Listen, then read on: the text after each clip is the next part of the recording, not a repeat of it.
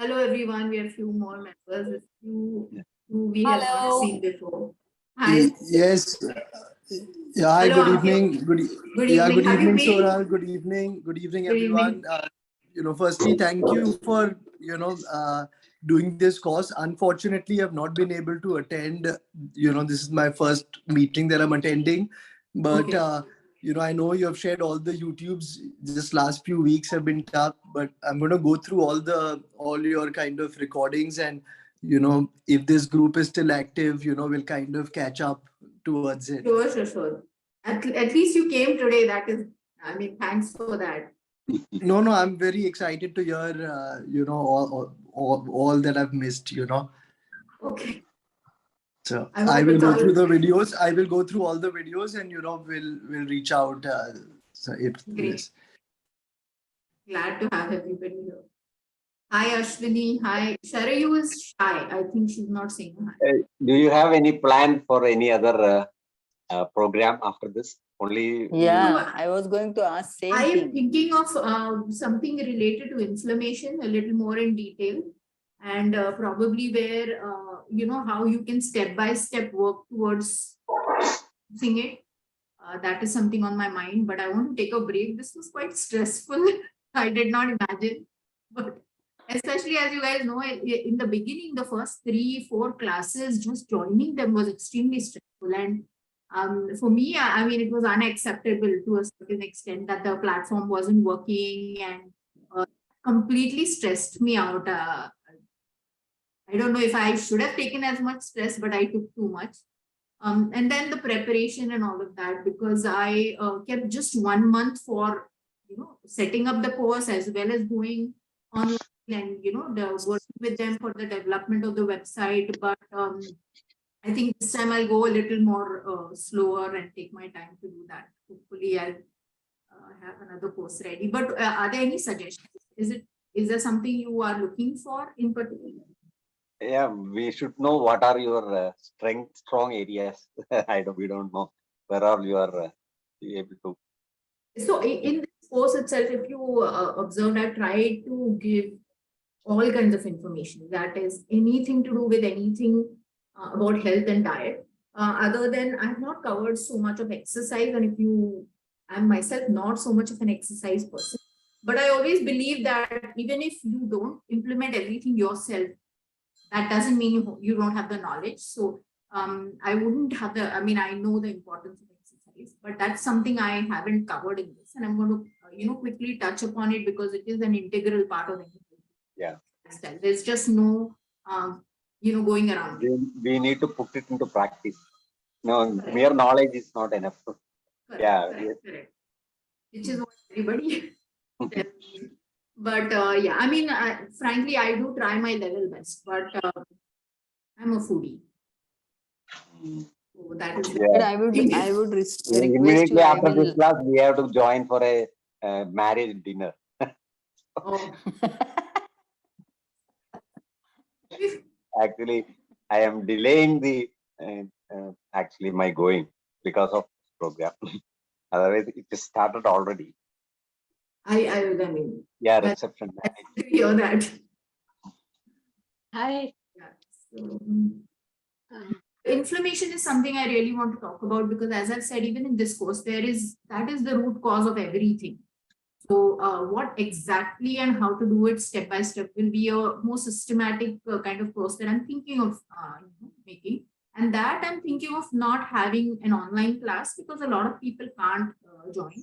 So we can keep a more systematic recorded class and then have a couple of online classes or one online class where people have questions and answers. So this is the pattern I'm thinking of. We'll keep the WhatsApp group, so I'll keep you informed about it. Yeah. Does anybody else want to? Hi, Sonal. This is Hi, Sharayu. How are you? Hi. I'm fine. How are you? I'm seeing you for the first time, I think, your face. Yes. For the first time, I started the video. How are you doing? Has anybody made any changes in their lifestyle that you want to share about? And especially any challenges practically, because like I said, sometimes I'll just, instruct and say that, make these changes because I'm used to making those changes and living with those changes. But it may not be a practical thing for everybody. So if there's any challenge that you faced, we can just find a solution to that.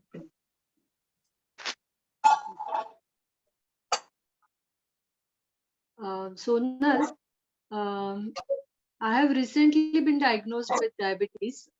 Okay. Yeah. So like I'm trying to avoid wheat as much as possible, and including bhakri in my daily one meal at least bhakri.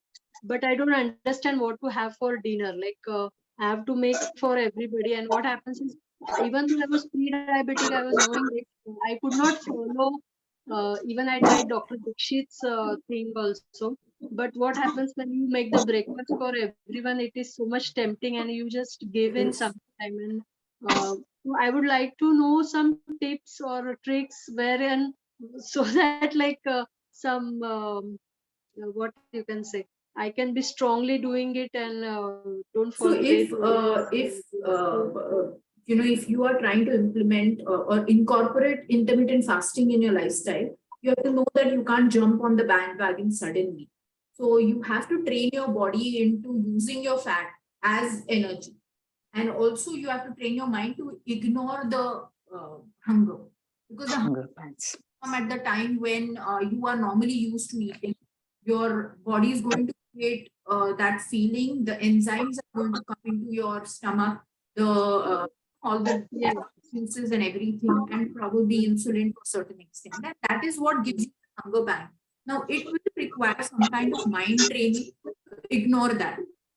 So a good idea to work with is initially you can start with a low carb diet.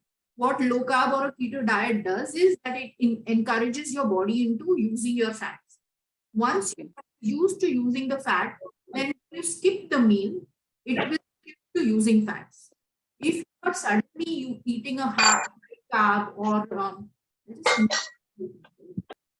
so if you're eating a high carb meal, especially very often, then your body is used to getting food every few hours, and that's what it's going to expect, and that's what it's going to trouble you that when you don't do it.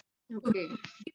Food, your body, your gut bacteria, your mind, everything is going to work against you. So initially try to go on a low carb diet, and then slowly you increase or decrease your window of eating. So in the morning, if you're taking breakfast at 9, then you start taking it at 10. Then after a few days, you go to 11. And that's how slowly after some time you'll feel great. And then there are certain beverages that you can take in that time. So if you want to skip breakfast, initially you can start off with taking a high fat coffee, like they say a bulletproof coffee or a tea in which you put butter. So you're getting some fats in. If you use MCT oils, as I said, they are the ones which convert into ketones instantly. So if you put MCT oil in your coffee, your brain will and your body will instantly get some energy to use, even when you're not fat trained or fat adapted, what we say. Okay.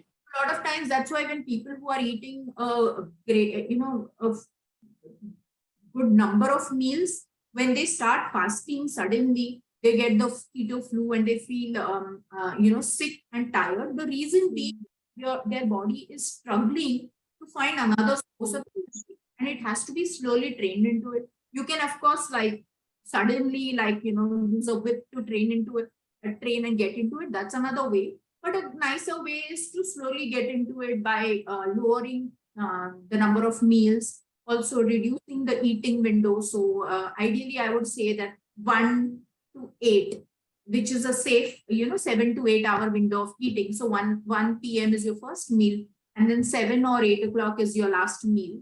That covers most people's social life also, because you want to miss either the breakfast or the dinner. So you have to decide where is the time when you are more social. Most people have the whole family come home in evening, so or 7 is a good time to have dinner. So the best thing is to skip breakfast, because that is, even for a woman who's cooking for everybody, that's the time probably everybody takes a lunch box and they're running out. So you're sort of busy. And I know struggle what you're talking about. If you are the person who's cooking for people, oh my God, I know it. It's extremely difficult if you're fasting. It is. And It takes, Sorry, can I say something to her to help her? Maybe, yeah, her recipe with the keto chapati, that is the best thing that you can do, because that dough stays in the fridge. So you can just take a little bit and make it for yourself, and you can just have the regular sabzi that is there. So that itself is like really easy to do, because you don't even have to make the chapati. You can keep the dough, you can double the amount, keep the dough in the fridge, just take a little bit and make that chapati. And basically what we crave, especially in the beginning, is to eat like a regular meal, and that regular meal is like chapati and sabzi, right? So if you just replace that chapati with Sonal's keto chapati, the one with coconut flour, that fills you up, and it's like almost it's you trick your brain into thinking that it's normal, and it's good for you. So that's right, and that becomes your breakfast also. If what I meant by keto, if you start eating low carb, in the sense, if you're eating this chapati and an egg with it, if you're vegetarian, then you're eating some kind of a vegetable with it, or you can make a sprouts cooked, completely pressure sprout stir fried. If you're eating that, it's a low carb meal. So you're training your mind into eating less carbs, and slowly then you can just skip that meal, or you can just come down to 2 eggs for breakfast after some time with some, and then slowly shift that to 10 o'clock and 11 o'clock and 12 o'clock. And that's the best way to go with it. Yeah.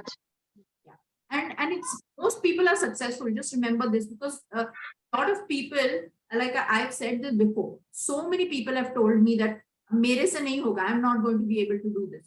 And then those very people have started, they've fasted for 24 hours, and it is very empowering to know that you can actually live without food, because we come from the mentality that I'll die. People tell me, no, that is one thing I cannot skip. Like, I cannot skip a meal. And then it's very empowering to know that you can actually, disassociate yourself mentally and physically. You can use your own fats, which is the most. Okay, if I can just add something, this is Sanjay. I think one of the first things that one can start off with is completely cutting out the sugar in your tea and coffee, because all this keto stuff is not going to help you one bit if you continue to have sugar in your tea or coffee. The first thing that you start in the morning. That is a matter of taste. So you can try reducing it. I mean, I would recommend that. Otherwise, I would literally say don't bother with the keto lifestyle if you can't cut out the 8 teaspoons of sugar you have in your 4 cups of tea during the day. Coming on to a lighter note, I work in an office. I've turned very religious. I fast on Tuesdays and Fridays, and I just tell the office that to avoid having to eat. And I think last month there was some that tells you how little I know about religion, but people were fasting for a whole month or something. So I jumped on that bandwagon and I said, no, this month I'm doing this. That's some of the ways to deal with the social pressure. Granted, this is not family. These are just people I work with, or, office is always going out for lunches here and there and all. And it has not been easy to manage it, but I want to irritate Sonal a little bit. This is my Karela chips, believe it or not. Did you make it yourself? No, you get it at the store here. Yes, I do. I know that, but I was just thinking it was impressive if you made it.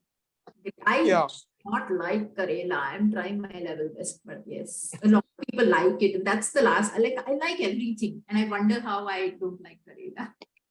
Yeah, but I'm that's trying. it. Yeah. So, anybody else? I have a question, Sonal. You mentioned, those that whole list of foods that you should eat. So, what we, like my husband and I, we drink this smoothie with all the green leaves and like some green powder, and then whatever, jeera and this and that. And like, so I think like that kind of takes care of like most of the stuff. Do you think that's a good way to, do that? Yes, that is definitely a good way. I mean, because the main reason being that it's going to be very difficult for us to sit and eat so much of nutrient dense food while liking it. Hmm. So I'm assuming that you're putting some fruit in it. No, I'm not.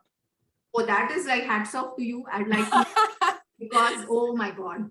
No, I've done it a few, like I'll do it for some time and I just cannot keep. No, you get used to it. You get used to, But I've like sometimes because if you have it without the like if you juice it, it's easier to have because it's a lot of fiber and pulp. But sometimes I have been so adventurous and added such stuff in it that I have almost wanted to gag, throw up, Yeah. and then I stop and then I go back to it because it is an excellent way. You can add. Let me talk about certain things. I mean, I'm sure you can help us out better. But things like even tulsi, betel leaf, moringa and all of that is already popular. You can buy powders of this. One thing I wouldn't want people to add is wheatgrass because it has become very popular. But wheatgrass, I think the cellular structure is such that you cannot break it at home so that it can be, absorbed by us. And the other point being that humans are meant not to eat grass. So it irritates your stomach and all of that. The gut. Oh, good you brought that up because Yeah. in the morning we do have this smooth, like it's like just apple cider vinegar, 1 teaspoon of wheatgrass and water. So you're saying that that's not a good idea. Yeah, I would say not to because there are certain animals which have like 4 stomachs and all of that. They eat grass, they chew it, and they are able to. Sorry. I have to mention that it's the powder. That also doesn't make any I difference. know. But I would ideally not unless I don't know. I mean, I'm trying to say I wouldn't do it. But other than that, like, basil leaves, there are so many herbs. One day you can add parsley. It's always a good idea to rotate the green vegetables too. Like if you're eating spinach putting spinach in the smoothie one day, don't use the same greens every day because they too have some oxalates and they can build up. So it's better to keep switching. Herbs are good. Coriander is excellent for heavy metal, cleansing. So smoothie is great. What do you flavor it with? I wonder because otherwise it's so green in taste. I put jeera generally, jeera and salt. Yeah. And nimbu helps. I put amla actually. So what I do is I chop celery, I chop amla and, kale also. I remove everything and freeze all of that. And then it becomes easier. And then of course on standby, I have like a green powder, which is, but in fact, that powder is actually sweet. And when we put that, it kind of, it's the sweetness turns you off because I don't know why. Probably it has stevia. It might have probably stevia. has stevia or berries. Yeah. So yeah, but then, and as I had said before, when you're having the smoothie, it's a good idea to hold it in your mouth and let the saliva mix in it. I put it in. I drink it up with that big big straw and try not to even taste it and let it go because it's difficult to. I mean, of course, it is. Yeah. But I mean, I will always talk about the ideal. Doesn't mean I'm going to be able to do all of those things. I mean, it's either that or, you feel like, oh, I can't have it. So I guess. Because this smoothie has also been popularized by Dr. Tripathi, who also, through vegan diets, he reverses a lot of metabolic diseases. But he also says, eat your smoothie.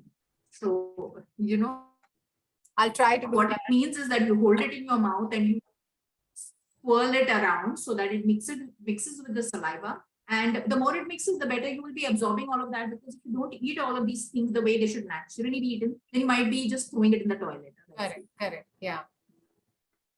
Got it. Thanks. So I'm going to quickly take a small presentation. It's just because somebody had asked me, how do I lose weight? And I'm wondering if we covered that as a separate topic. You had asked. Okay. So, and you look fine to me, but let's just still get into that topic. Let me also take a chat question. Could everyone mute themselves? Okay, yeah. All right. So let's. So I have named it living healthy and losing weight and dying young at an old age. And this is not, my smart brain coming up with this line, but this is one of the longevity doctors, people who research in it, they call it that, dying young at a young or at an old age. So let's start off with. So the first thing that I wanted to talk about a little more separately is losing weight. So you want to, so when we talk about losing weight, a lot of times when you start off with any diet, you start losing water, because any diet, no matter what fundamentals you are following, it is going to cut down on processed foods. It's going to mostly cut down on your rice intakes, your wheat intakes, to a certain extent, grain intake, sugar, and all of the carbs actually hold water. Also, carbohydrates hold water for digestion. So that is the reason that when you cut down on it in the beginning of any diet, you will see some weight loss, but which is unfortunately just water loss, which can be put on immediately after you change the diet a little. So that's not ideally what you're looking for. You're looking for fat loss. And the way to lose, and you're not looking for muscle loss. And as I had said in one of the classes, the last thing that your body wants to burn is muscle. So unlike what a lot of people say that, you don't want to cut down your calories too much, or you don't want to do this and that, your body will burn muscle. A body is a very sophisticated machine, and it has survived and it has come to the top of the food chain now, the human body, not just like that by making foolish mistakes. So the last thing that the body wants to burn is muscle, because once it realizes that there is no food coming in, it wants to preserve the muscle to go out and hunt or look for food or work for food. So it is going to hold on to the muscle. This has also been observed in animals which go into hibernation. They do not lose muscle, they lose body fat.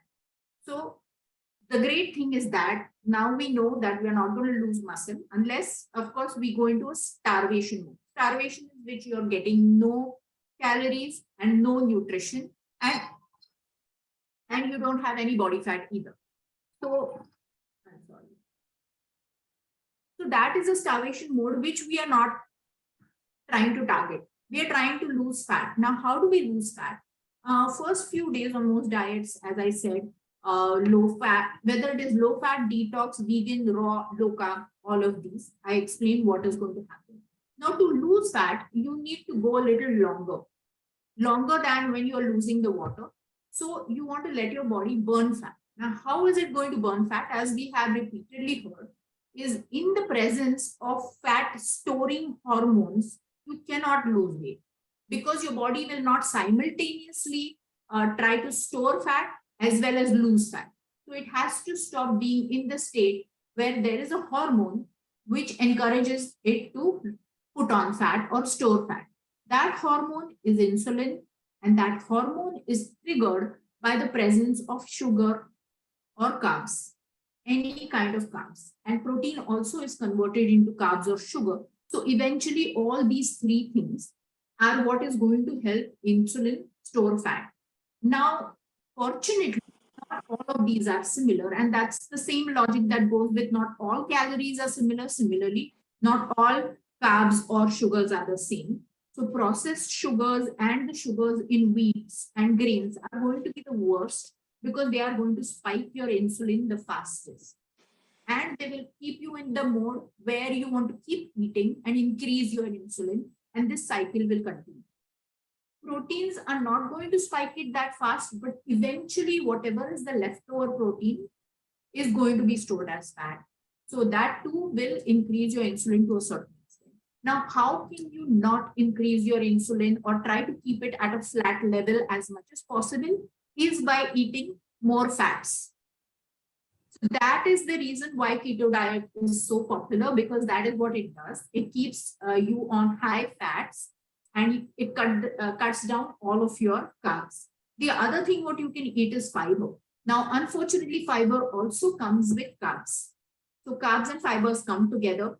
And when you calculate the carbs, I have told you before that you take the total carbohydrate. So this is available on the internet. If you Google it, you can put any kind of food, you can put beans or 1 cup of beans and carbs. If you ask for it, it will tell you the carbohydrates in that.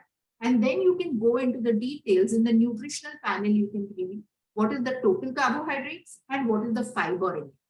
So you subtract the fiber from the total carbohydrates. And that is the quantity of sugar that your body is going to look at that food as. So as I had told you, there are slices of bread which can be 15 to 20 grams of carbs, which is actually 4 teaspoons to 5 teaspoons of sugar. You know, there are some which are like 12. So you'll have heavier slices of bread, then there are denser breads. And depending on what their weight is. So if you are really stringent or very particular, you can weigh your food and you can know how many carbs are in those and subtract the fiber. When you're looking at most grains, they have hardly any fiber. So they are heavy in carbs, they're high in carbs, and that's the reason to cut that down. Now, I hope I wasn't very confusing about it. So when you're if I'm talking about cutting down on so many food groups, what are you eating? It is more or less a ketogenic kind of diet. And keto has a bad name. So please, when I say that, don't put it, bring it to your mind that I'm talking about something negative. It has a very strong scientific basis, but we don't want to do an extreme ketogenic diet. So you want to cut down on all of your grains. You want to cut down to a certain extent on beans and lentils too, because I'm trying to assume that you're trying to first lose weight in the beginning. So if you want to lose weight, at a good pace in the beginning, then you want to go to a drastically low carb diet. And you want to cut down definitely sugar. As Sanjay pointed out, if you're going to take, tea with sugar, and maybe probably, in the middle of the day, if you want to use half a teaspoon of sugar, that is acceptable. But you don't want to take 4 cups of tea during the day with 1 teaspoon of sugar every time. So you want to cut down your daily intake of carbs to about 50 grams, which will look like a lot of vegetables. You want to get your carbs through vegetables. You want to get your carbs through protein. So you can eat moderate protein, and you can eat a lot of fat. So fat will keep you full and satiated. It also trains your body into using fat as fuel. And you will see that you will immediately start losing fat around your belly. So keto or a keto-like diet will be very helpful. I wanted to know from Sabina if you're already following a ketogenic diet and you had this question in mind, or are you already on a low carb diet? Because Yeah. So I am on a low carb diet, but like I said, I do cheat. So, so first of all, whatever day it is, I do try to, like limit my eating hours or eating window to maybe like, generally it's 2 to 5. But if I'm going out, then it'll be like whatever, 12:30 to 5. And then the next day I'm back to, the regular thing. So that's why I was wondering, like, I mean, are we like counting calories? Or, even with the keto diet, are we counting calories, or should we not count calories, or should we do some macro thingy? Because that's like really like, it's a burden, right? To like put stuff in my absolutely, and it's a burden in the long run, which becomes a problem. So there's no, and there are certain people who can do it, but it's not for everyone where you're going to do this for the rest of your life and counting calories.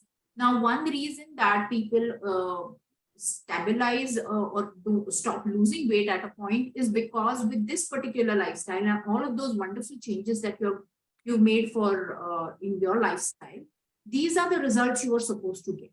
To get something further, you are going to unfortunately have to cut down or make more changes, which unless you really need to, if you're feeling healthy, you're feeling great, because I feel like you have a 3-hour eating window, which is excellent.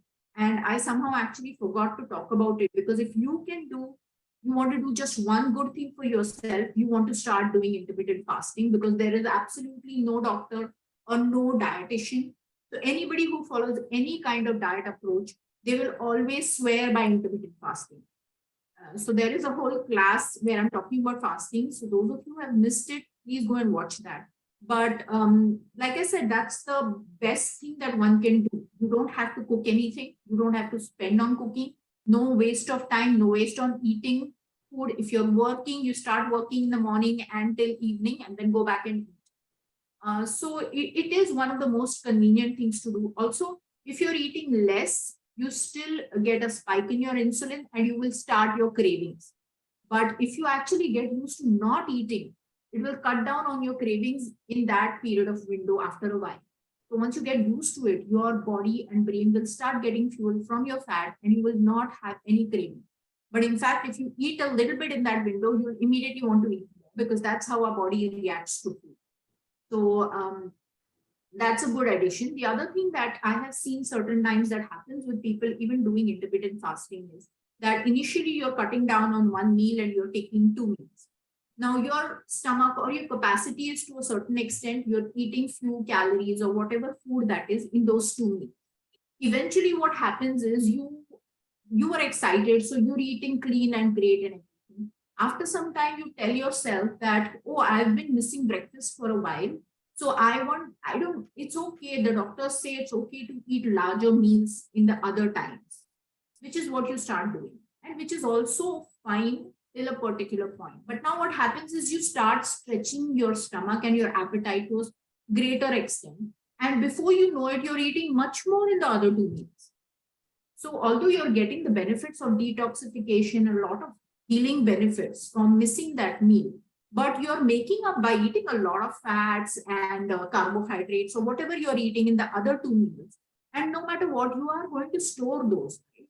So that is where it starts balancing off and stagnating, which is also a failure of most diets because people don't realize that when you start off, you had a different zeal to do it and you were doing it in a different, cleanest way. And now life catches on and you get bored and you're like trying to find ways to live with it. And that adjustment that sometimes you make may not work for you.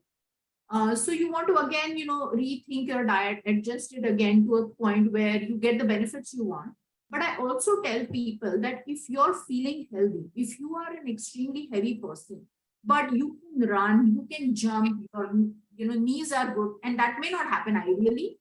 So that really, is a very rare case. But if that's the case with you, then you shouldn't be worried. So, weight loss shouldn't be the only focus. But if you're feeling unhealthy, if your numbers are looking bad, that's completely, if your quality of life is affected, that's a complete. And I feel like looking at you, Shara, you look fine. And you guys are eating healthy. You're having a green smoothie, eating in 2 to 3 hour windows. What more can you do? You have to go out, you have to enjoy life. You'll be hanging out with friends. You'll be and that's probably the point of being healthy on other days so that you can, It's just that, Sonal, what has happened is that I lost maybe 10 kilos more than what I am now. And I put it on. And of course, if at 10 kilos lower, my mom would have said, oh my God, you're looking really thin. And now she says, yeah, now you're fine, now you're fine. But I know that this can kind of, the fear is that this can also go the other way, right? Like I could slowly be putting on more, though it has remained over years since like maybe 2 years, but somewhere in the back of your mind, that is also there. And of course, all the health parameters are all fine. That's okay. But, that is, and so there's the question that can you kind of control this, right? Without counting calories that, okay, now I want to lose more weight. Can you do that? Like, and how do you? So if you're following keto, so initially it's great to follow a high fat and a low carb diet and all of that. But eventually it will make sense to cut down on your fats because after all, you want your body to burn your fats. If you're providing enough fats, it's not going to burn the stored fats as much. So that is the fact of life. So even if you're not counting calories, but you can definitely, cut down on the fat a little bit. And the cheating is sometimes getting you. So even a few times when you eat sugar, your cravings for sugar will increase. Your craving for sugar will increase your appetite for any kind of food. So all of that happens. So if you observe that if you're in a strict low carb or a strict keto diet, your appetite is very low. So even if we think that we are cheating only once in a while, it is also stretching your appetite on other days. And unfortunately, that's how it is. So like even on the internet or anywhere you go, you will not hear of many people who have lost a lot of weight at a particular point and just remain there. They do come back to a point, to a certain point, which is the balance in their life. So your body will, pull you back by adjusting the metabolism, by doing something or the other. It will conspire against you losing weight, which it doesn't want you to do. So initially you have shocked your body and it lost the weight, but now it will pull you back. And these people who face that, you won't see those people sharing those stories. So you start feeling like a failure, but that's the most common thing that happens unless you have wonderful metabolism because you're a 25-year-old. So you will see these 25-year-olds who are on the internet and who are all over the place, who are giving advice to you because they have a great metabolism. They're not living your life. They don't have your hormones. They don't have your age or any of the challenges that you have as a stressor. So probably just accepting and knowing this can help you ease that pressure off. And I know it's too idealistic to say that accept your body, but I don't know what to say because that is something that that's how it is. Or you have to be prepared to be stressed about weight all your life. Because No, I'm not stressed or anything. I no, agree in the with sense Sanjay. like, take that Basically, stress of yeah, kya karoon, kya karoon. the You body know? kind of does come into homeostasis. It's just searching for this Absolutely. ideal And- state. Yeah. And if it's not broken, Yeah. Why fix it, right? so, and as women especially, we are always finding something or the other wrong with us. So I have seen with my friends, I have a lot of friends, no matter what size or shape you are, you want to lose weight. Now that itself says a lot. So you could be fat or thin, everybody's trying to. That means nobody's happy with it. So why be that person who is 10 kgs lighter than you and is still trying to lose weight? But I know, I mean, it's easier said than done. Losing weight is tough and accepting is tough, and that's life. But, on the basic level, as I said, a lot of times I have seen that while intermittent fasting, so even if you're eating one meal, people start increasing the caloric value of that, the fat, or, because I'm eating just once, let me eat a few extra carbs. Because I'm eating, let me treat myself with ice cream. Because I'm going to skip the whole day tomorrow, let me eat a keto ice cream. And then I've taken like 5 servings of that. So this is how, Sorry, I have another question then for that. So, my son was doing some course on nutrition and he said, oh, mama, I read something interesting and which even I have read in the past, which I had forgotten. He said that your body gets used to lower calories also. So you can't like really lower your calories too much in any diet because then your metabolism slows. So like, then if you're not counting calories, then what do you do? Like, because you don't know how many calories you're eating, right? You're just like feeling okay. Like now with this meal, I feel all right. So then what do you do? So you shouldn't be ideally counting calories and your body does adjust it. But there are certain hacks that you do that we've talked about. Like for example, taking MCT oil. I know it sounds like a very fancy word and a fancy thing to do. Unfortunately, see, I always say that most research happens in US. And unless there is some research to back any of this, I cannot advise. I know that the Ayurvedic doctors can help us out and we should probably take help from them. But if not that, then there is this certain things like MCT oil, eating goat cheese, sheep's milk cheese. These things will keep you in keto while eating a little bit of carbs. And they also encourage your body to use energy. So that is how it works. It's a hack. And I will suggest that everybody buy the book by Dr. Gundry. So he's written the Keto Code, which is actually a more relaxed keto. So how do you eat keto while not being completely low carb and high fat? Because a lot of people don't do very well on high fat. I'm personally one of those people. I cannot eat a very high fat meal. And it doesn't make me feel great. So if you're not doing well on it, then it's better to find another way. But these are certain hacks in which you can include a few healthy carbs while still getting the benefits of a ketogenic diet. And ketogenic diet is being in the fat burning mode, and there is a lot of science behind how the mitochondria behaves in certain such situations. And that is the reason to kind of keep yourself used to using fats. And the other point I said is fasting. For fasting is if you're making your body used to using the fat, it's also fueling the brain when there is no food coming. So those times when you're sleeping or not eating constantly, you don't want to starve your brain.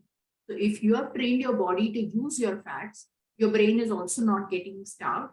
And these are certain things that we have to be most concerned about in these days, because as I had told the story of my father, when we had taken him to the doctor, when he had a heart condition, he had a stroke just before suddenly finding out that he had a heart condition.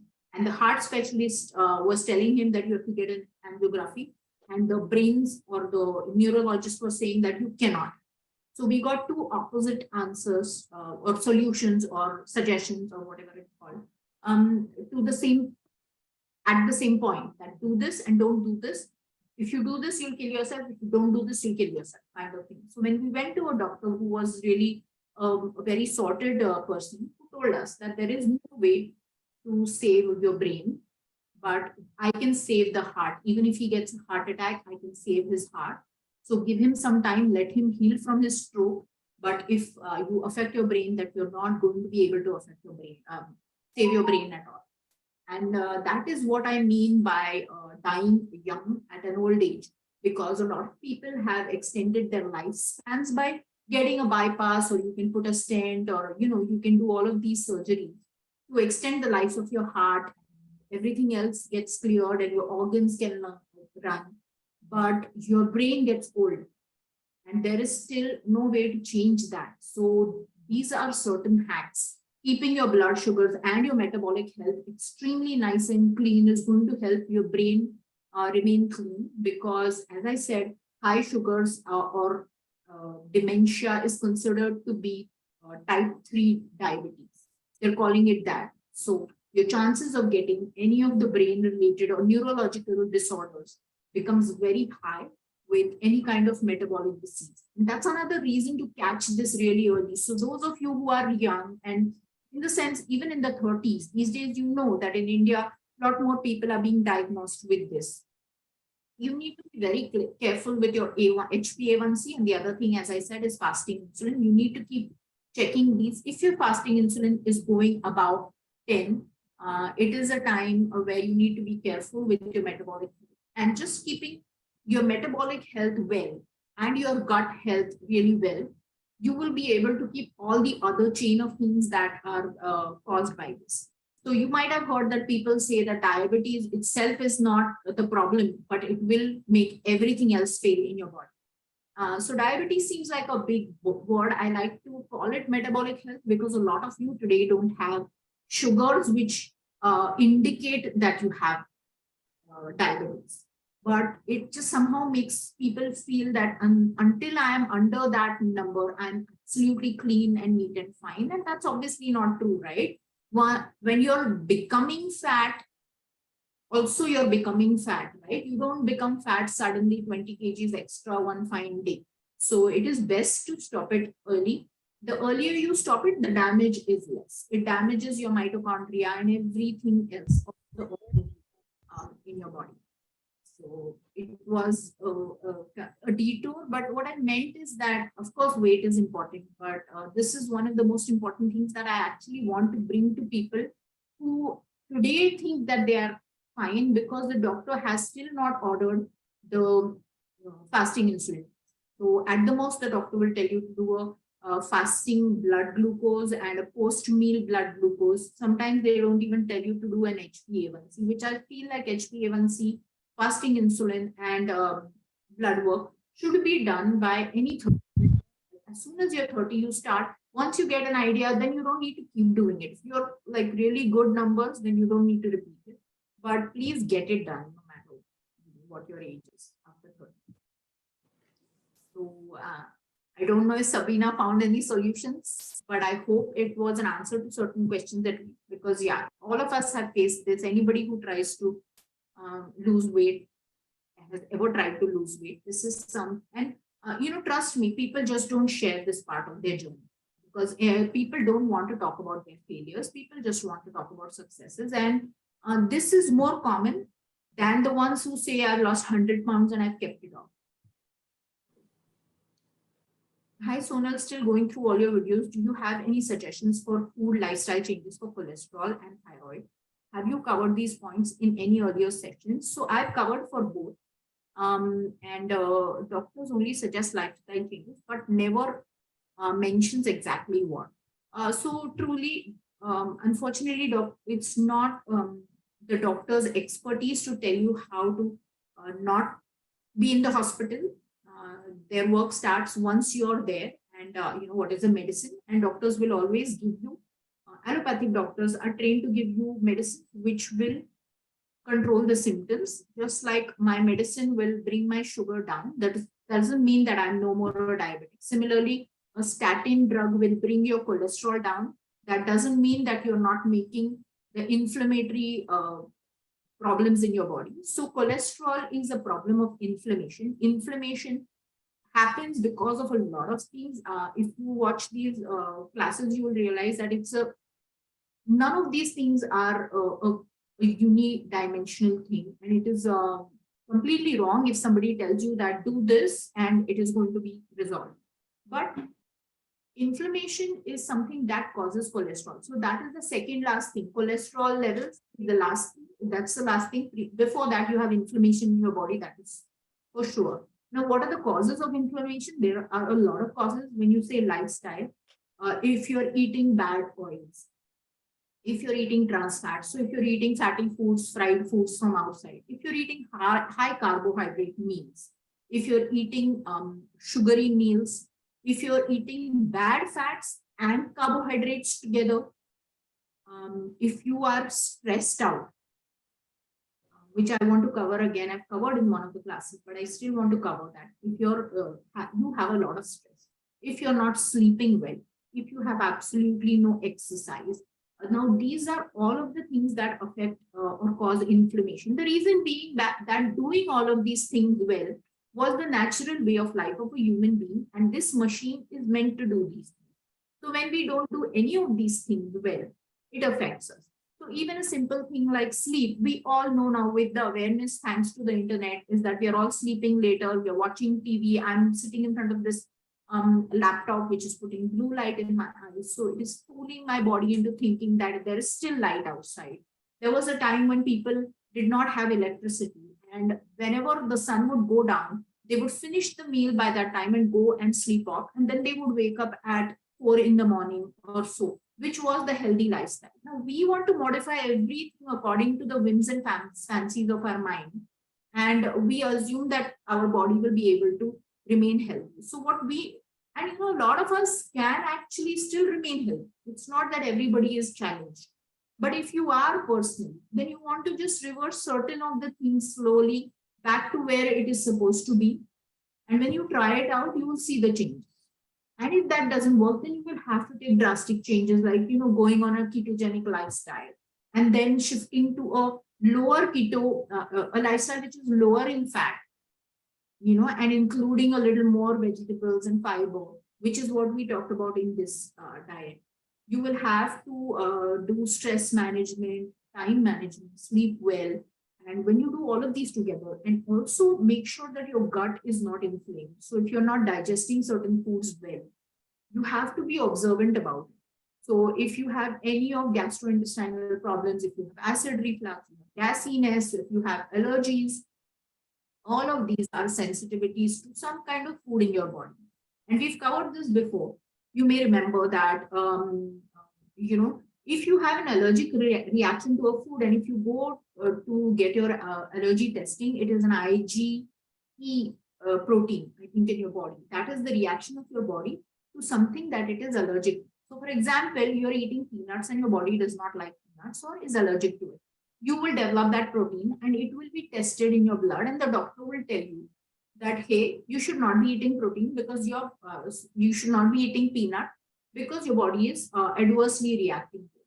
Now, unfortunately, there is food sensitivity. So it's not a food allergy, but you can have food sensitivities in which I think the protein is IgA and IgG, and that cannot be tested.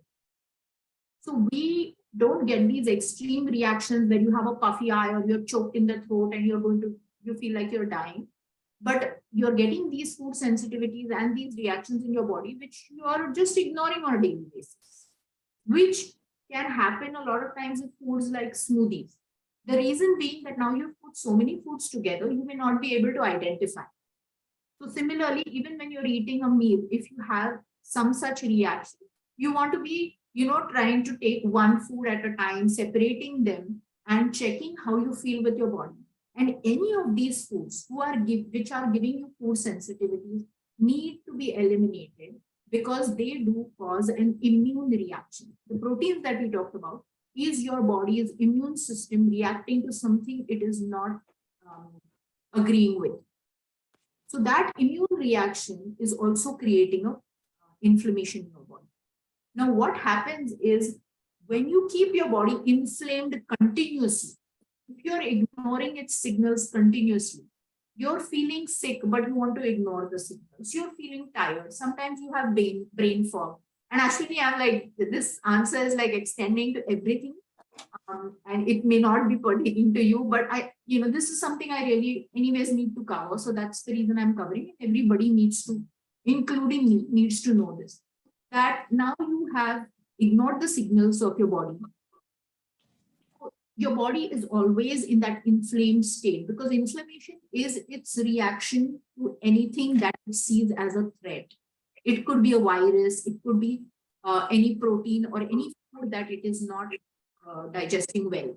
Now that inflamed body starts keeping an overactive immune system. Now that overactive immune system starts attacking more and more foods. And you have a horrible cycle of indigestion, leaky gut, gut dysbiosis, all of these wonderful words. So, and not to scare you, but the point that I was coming to is observe how you feel. If you eat food and you feel sluggish the whole day, there is something wrong.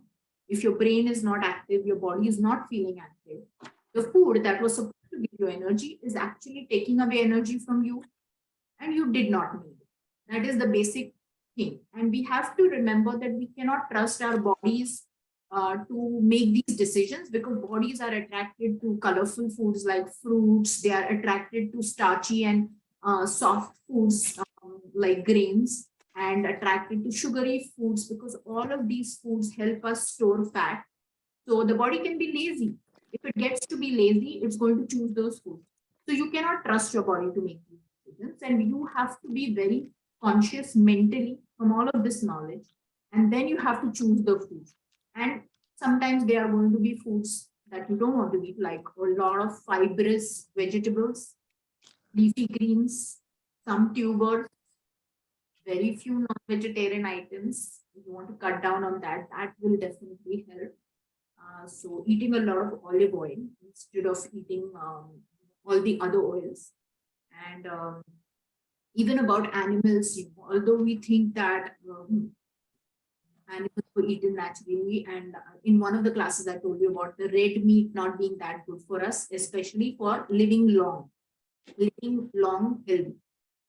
It is not that great. Also because the animals are not raised similarly, they are being fed grains and all kinds of garbage. Even in India, you will see that goats sometimes eat even out of garbage. So garbage is okay. They're capable of digesting. The point being that their fat is not the same as it used to be or it should be. And if they are farm-raised animals like chickens, how they are farm-raised, the quantity of fat that is there on their body is completely different. So although ideally, I would want to say that eat the animal the way it is. Eat it with the fat and everything. Of course, I mean, yeah. But the point being that the animal itself has changed in the past hundreds of years. The recent 100 years, the quantity of the protein on the animal, the muscle on the animal, and the fat on the animal, and the proportions have completely changed. If you see the farm-raised chickens, which are pasture-raised and which are running around, they don't have as much fat. Their muscle is different. They can take their own weight. But the chicken that we're eating today, sometimes they can't even stand on their own. and they can't even mate, and all of that thing. These animals can't do a lot of their normal regular body functions on their own. So we have to understand the food that we are eating may not be the ideal food. So that's another reason to eat organic as much as possible. And the way to eat organic is by eating less. If you just start eating less, you will be able to afford more food, better food. So that's one way to do it. I hope I've answered that question. Sonal, Yeah. good evening. Ankit here. I just had a quick question because each, body type is different. Of course, the general, guidance or rules can apply to all. Is there any test that you would recommend just to know your body type better, just to know your body better, what it takes well, doesn't take well, etc.? So I follow these cutting edge, research, and a lot of these doctors who are doing longevity. So there is a genome testing that is happening, and you can even, especially in US, just send a swab of your DNA also, and they will tell you what are your risk factors. Yes, I've heard of them. I've heard of some of these companies doing this, but I've always been intrigued, but I haven't done it. Do you Actually, think I it's personally haven't either. And I think it is Okay. available also in India now. And I'd actually even put a query and I just never got to it. So Sure. those actually give you a heads up on where you could be heading if you don't stop yourself. And I think it is very valuable information, and certain things that the doctors or the scientists they do on themselves. I feel like we should follow. So yeah, there is a test like that for that. Other than that, The DNA test that you're talking about, Sonal? pardon? The DNA test, is that Yeah, the so it's a genome testing, in genome So I did the sequencing. DNA test some years ago, but really you get like information that you really can't do much with. Like they'll tell you that you have some MTHFR mutation, and but really I mean, unless you have, then you plug it into something else, you can't do much. Yeah, means I haven't done it because I'm scared to know. It's like sometimes then it kind of plays on your mind. It could What are play you on your going to do mind. with it, So right? Because you're destined to like whatever. So what do So you? this is something I want to also point out. So epigenetics has become a big field now, if you've heard of it. So they are saying that 20% of what you face physically in your life is what your genes are, but 80% is what is your environment. So you can switch on and switch off these genes. So those genes are present in you. But if you don't give them the environment to thrive, if you don't give that disease the environment to thrive, you have 80% chance of preventing it.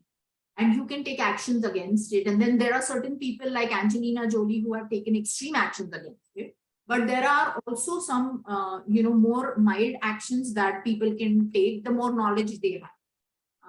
So I don't fear it, because when it happens, you have to face it, and sometimes it's too late, right? So why not just know and sort of like be careful? Like, it's my opinion. I feel like if I were to know that I could get cancer in the next 5 years, I will definitely eat differently from what I'm eating today. So, great. No, makes sense. Makes sense. So I think we've spoken about the role of carbs. Our body has a natural liking to carbs. We have to accept it.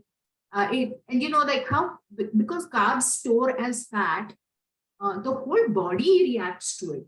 The smell of rice being cooked, if you're growing up eating rice, the smell of that rice. And since I don't eat carbs, even if I take a spoon of rice, it just reminds me of all of those wonderful things. And I tell my husband there is no replacement for carbs. So it is our comfort food, and we have to fight it.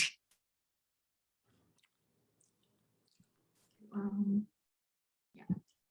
So no carbs. What to do? Do we do keto? So I'll quickly go through this since we've already spoken about it. No, because that's not sustainable. If we could, then maybe we would have done that.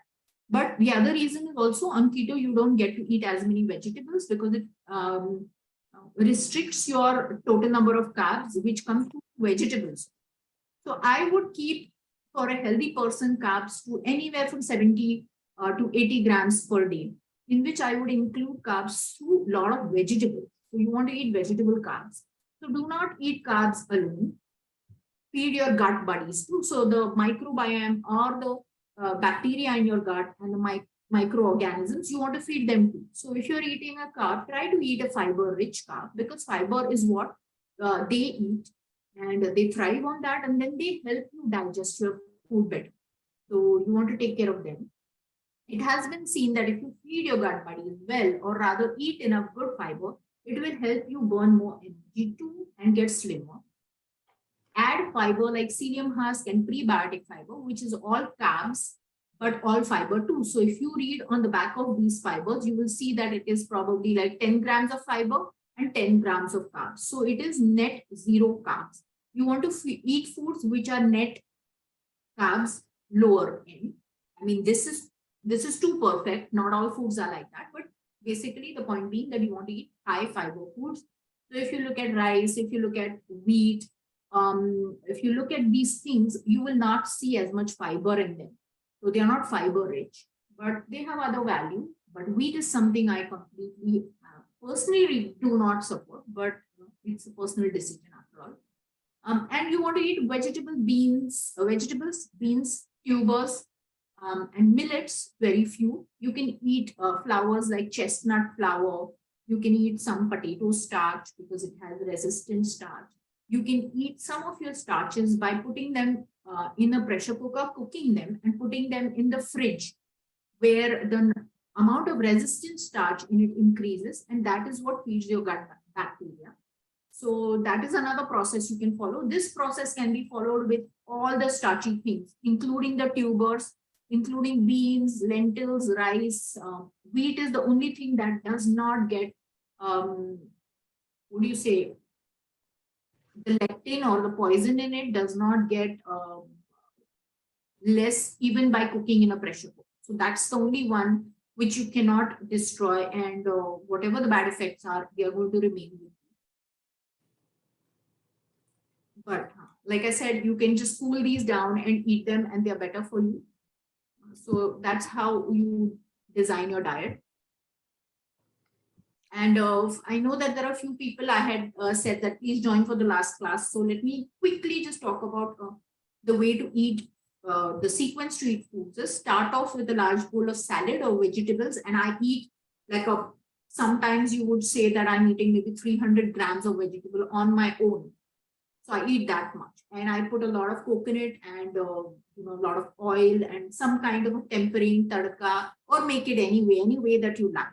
Since you're eating it without a rice or a roti or anything, any bread on the side, you want to keep it a little milder. You can't have a heavy gravy. And if you can, then who am I to say anything? But that's what I do. I eat a salad.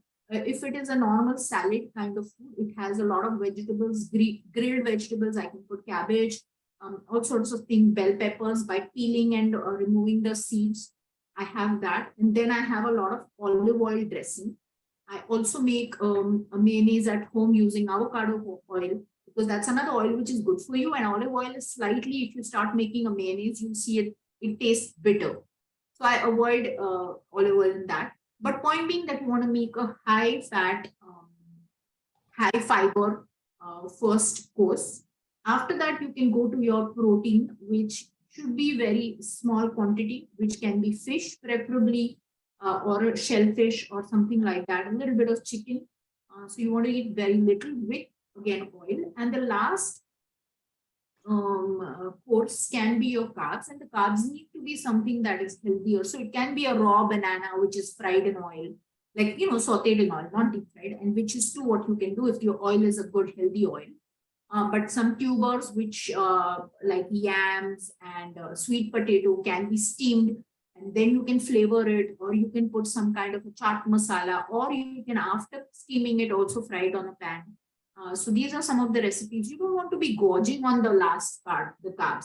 The reason to keep it in the end is because now by this time you've eaten a lot of fiber, you've eaten protein, and you've eaten fat already. So whatever little appetite you have, you want to use it up with this. And this also while keeping in mind that you're trying to feed your gut buddies. So it has to be a high fiber, good carbohydrate. How to feed your bacteria, pre and probiotic foods, fiber and fermented foods, of course. More variety of foods, because the more variety you eat, the more kinds of bacteria you're going to support in your gut. And the more kind of bacteria, the more healthier your gut is. Cooking and fermenting. Let me just put here that okra is an extremely healthy vegetable, so eat it very often. Cooking and fermentation will reduce the effects of lectins, which affects your gut. So cook your food really well in through pressure cooking, or you can ferment those foods. Beans cannot, of course, be fermented, but vegetables can be fermented. Almost any firm vegetable can be fermented. And fermentation is excellent for the food and for your gut. Drink vinegar, water, then water. There are two kinds of kefirs. Apple cider vinegar with water. There are kefirs that you can have, kwas, kanji. There are these fermented drinks that are made in India as well as abroad. You can learn them. Some of them are extremely easy. There is one ginger drink which you can make at home. It's cheap and easy. Takes a little bit of patience, but after you have the ginger bug ready, it is almost a drink like a soda. So if people start exploring these things, they are going to enjoy them. It's a lot of fun in the kitchen. If you get your kids involved and you do it as a fun activity, it is really nice. When you're feeling hungry, a lot of times you're just thirsty. So try to fill yourself up with water and then ask yourself, are you really hungry? And what could you do to fill yourself is flavored water, sparkling water, coffee, green and coffee, and tea is all black without sugar and milk. So coffee, green tea, even black tea, I somehow didn't include that here. All kinds of tea, salted lemon water, and keto electrolytes. When you cut down on your carbs, initially you will see that you lose a lot of water. As I said, carbs hold on to water in the body. So even the swelling on your body and your face will go down. You'll start feeling better immediately. That is the water loss that happens. Now, along with the water, you also lose electrolytes and salts. And that's another reason which sometimes makes you feel weak. So when you're dieting initially, start taking some kind of either purchased electrolyte, which is a keto electrolyte. The reason I say keto is because if there is sweetener in it, they are going to make sure that that's a healthy food. That's the main point. If there is any ingredient in it, you know that it's a clean ingredient. And that's the reason. Otherwise, I'm not a proponent of or somebody who's trying to push keto for no reason. So try to buy a keto electrolyte, or you can just take sodium. You can just take salt with lemon water, or you can take potassium, magnesium tablets along with some salted water, and you'll feel better.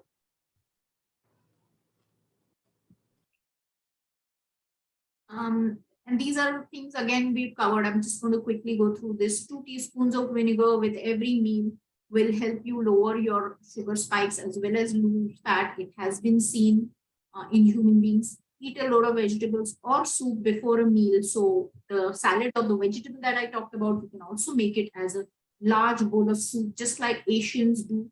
They have this huge bowl of soup. So make that and put loads of vegetable. I add my leafy greens. I add all kinds of vegetables, cabbages. You can add carrots. I don't suggest eating peas or corn.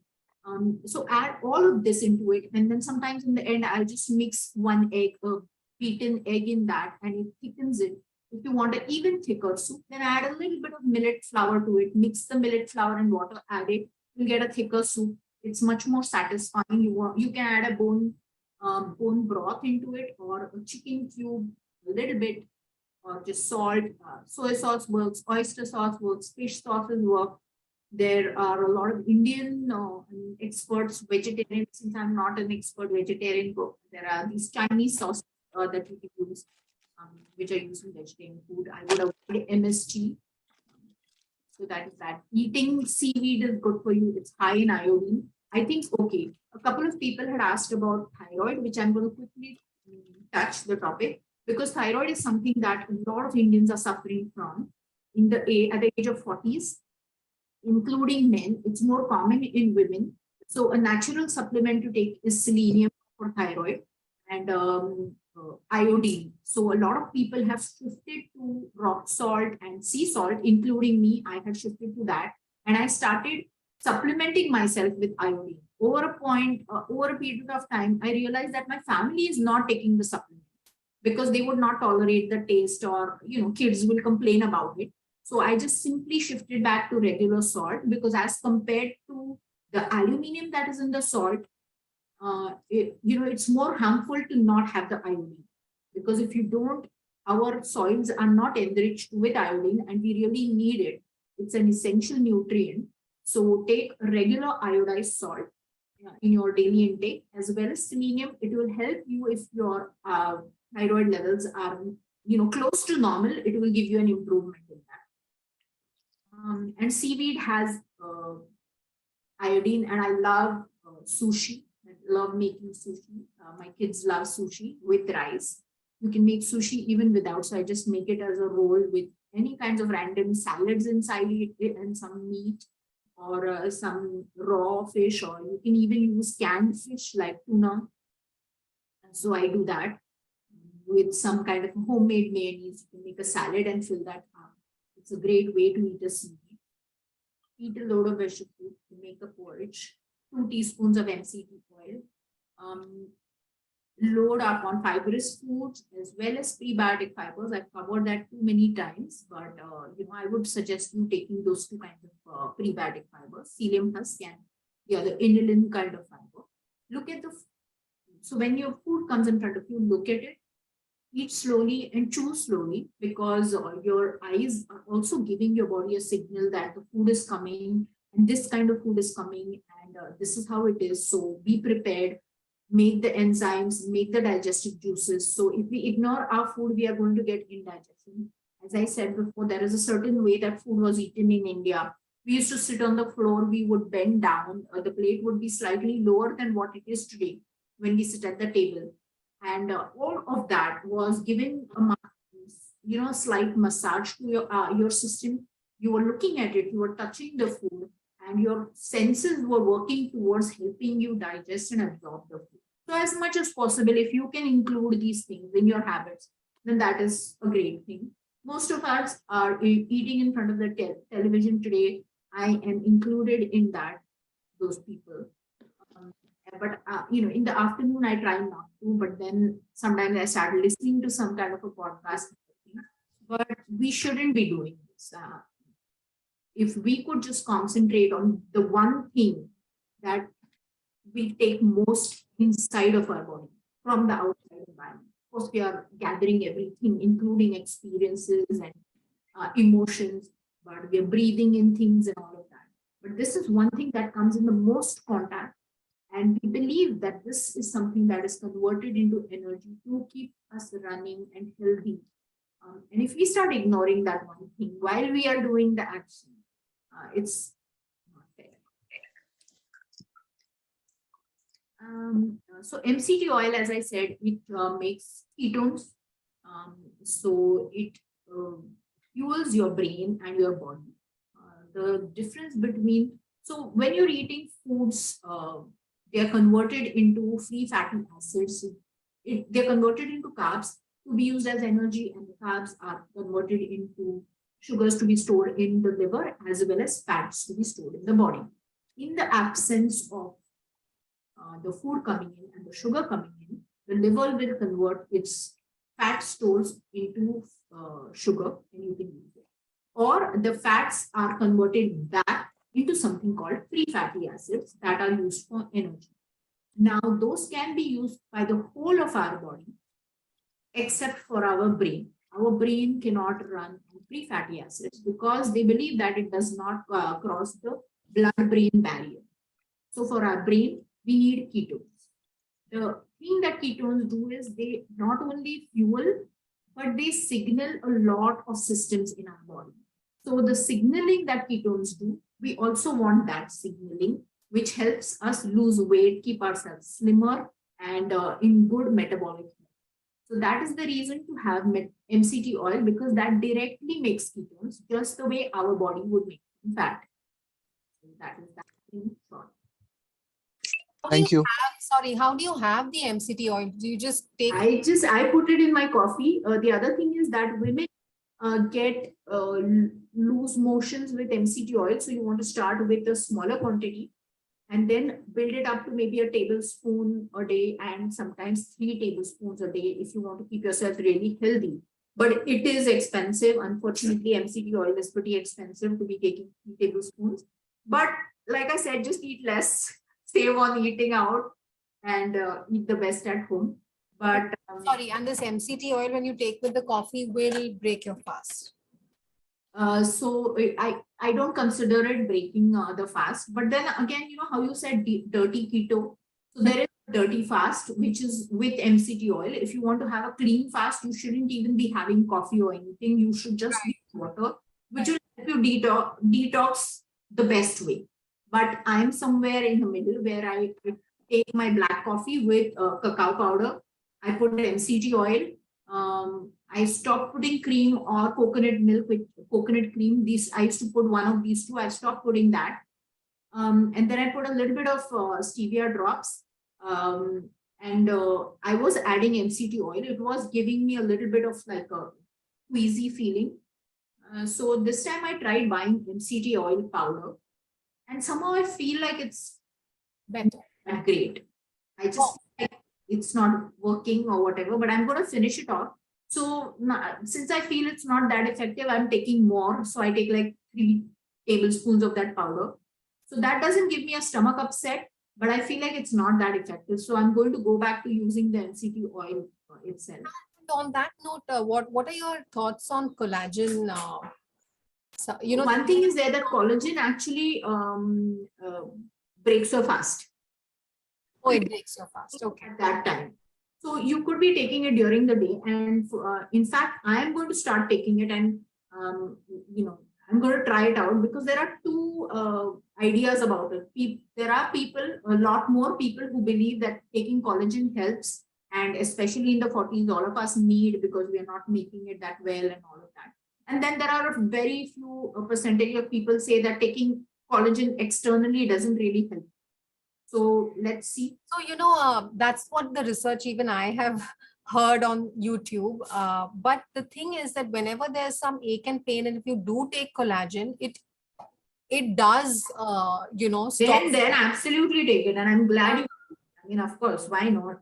Because like, what works for your body works because somebody else might tell you and it doesn't work also. Yeah.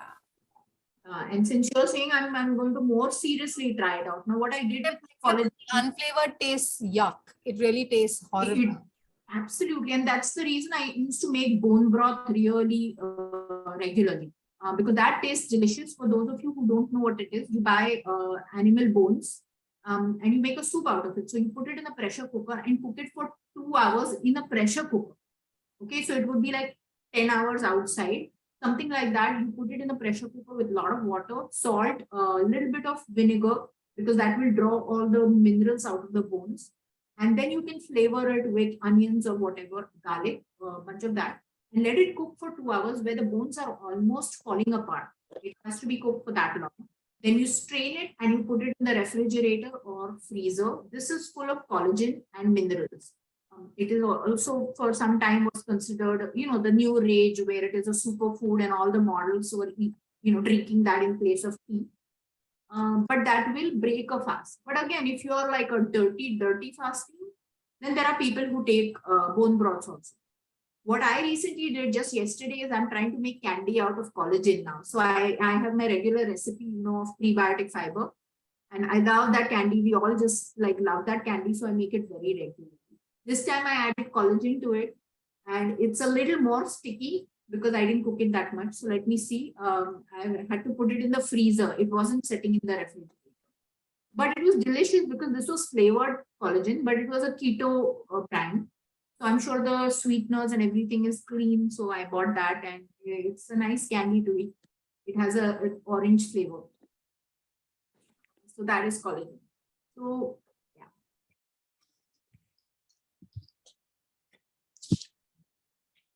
The other thing is, there is no substitute for hormones. So once you start getting older, it's mainly your hormones that change. So you want to work out, you want to exercise, you want to be taking fats in to extend the um, lifespan of your hormones, or for how long you get them. There are certain therapies that people take, like hormone replacement therapies. I have no idea. But those are supposed to again be some of the latest things that people are doing with themselves. I'm sure all of the film actors know about it. And taking these, they are more like they're more natural hormones than synthetic hormones, and they can help people look younger and actually be like a young person, not just look. Everything inside your body, which is hormone related, will change the signals that your body gives. So hormones are almost like a signaling mechanism. All of these things, including enzymes and everything, everything talks to each other. Even the gut bacteria, as I said, it talks to your brain. It tells your brain to demand for sugar. So if you have a candida infection in your gut, that candida infection and the bad bacteria and the parasites are going to tell your brain to demand for sugar and start eating sugar as soon as you feel. So all of these things are working together and telling each other what to do and how to live symbiotically. Hormones are purely a signaling mechanism. So it signals your body that you're getting old. The absence of hormones actually tells your body that you're getting old. So people have found good results by taking these, what are they called? Natural mimicking hormones, human mimicking hormones, something like that. So it hormones which are Adaptogens? Pardon? Are they called adaptogens? No, I don't know really, but they're basically not synthetic. They're more like what our natural hormones would be. And taking them actually signals your body into again believing that you're a younger individual and you start having the body of a younger person. And you will be able to do a lot of the things which are connected with youth. Even your mind will change, your excitement, a lot of these things change. This is some information that I am just unrelatedly giving you because I have no opinion about it.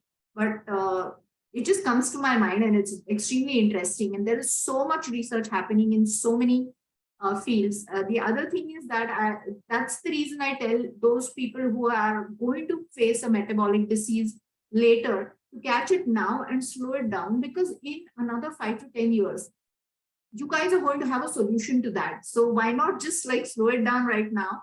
And it's coming. I am so positive about it. I don't know if it's going to help me out personally because I may have done some damage to my body.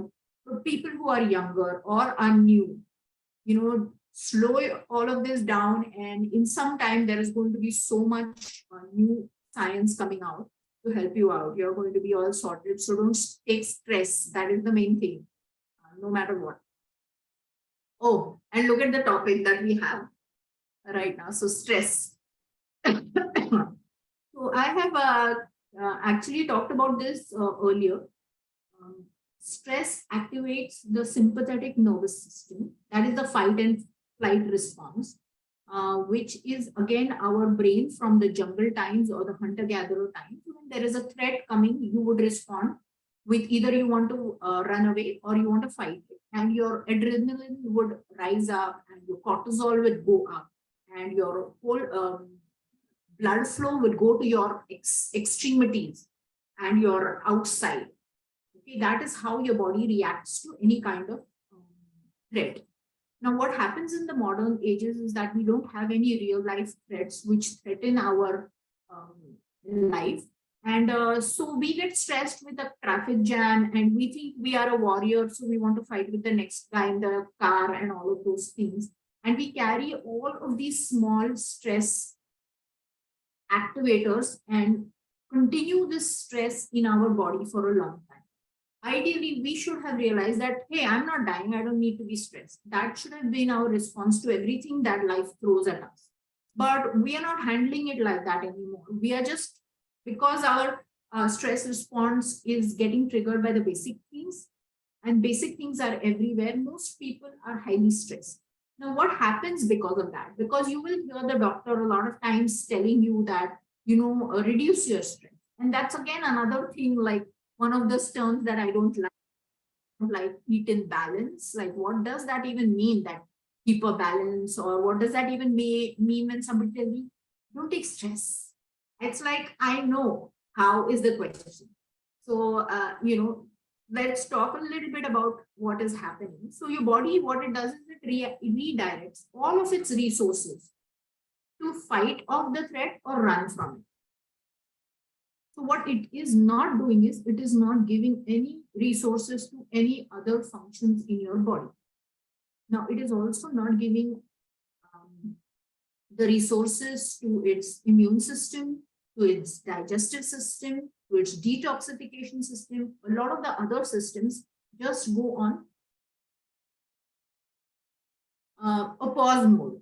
Now, if you have chronic stress, what is going to happen is that you're constantly just doing the fight and flight response. You are triggering hormones that should not be in your body all the time, because they are a signaling mechanism to the other things that, wait, you can't be done, wait, I can't do this, wait, I can't do that, because right now I'm just focusing on the outside. I'm just reacting to the outside world. So, things like it will get in the way of digestion, in the way of your sleep, in the way of your immunity, detoxification, and your hormone. This will disrupt the whole system and has shown to cause BP, diabetes, obesity, cardiovascular disease, brain damage, anxiety, depression, and more. Because we know it, no matter which doctor we go to, they are going to say, stress come karo. And it's become like this mantra that everybody talks about everywhere, stress, but nobody knows, the solution to it. So how do you do that? Now, I wanted to explain this more clearly because I want people to take this seriously. We have to understand that that is actually even making us put on weight. So rather than finding a solution outside, we need to find a solution to that inside of us. And one thing that we know, thanks to being from the land of yoga, is meditation. And if you guys would consider it, that's the only way out of stress, because that's the only way you can understand what is happening to your mind and how it is getting spiraled into something that has no importance. The importance that we give to the smallest of things, of what somebody said to us, or how they cut us in traffic, and how they're not following the rules, or how they're being unfair, or how they don't have the principles, and all of those things that are done by others, we want to damage our own body for. So it's not a sensible thing to do. And to break that, I have found that the only way to do that is through meditation, because logically it cannot be done. So what is dying young at an old age? Eating less and less often. I can almost say that any of the smartest of doctors of today will tell you, and doctors who are practicing doctors, who are in the nutrition field, who do not believe in just giving pills, but also giving dietary changes, as well as doctors who are researching life, health, long living. They are researching animals, mice, all kinds of different things, humans. They will tell you the one thing that you should do for yourself is eat less and less often where it comes to diet, no matter what diet you.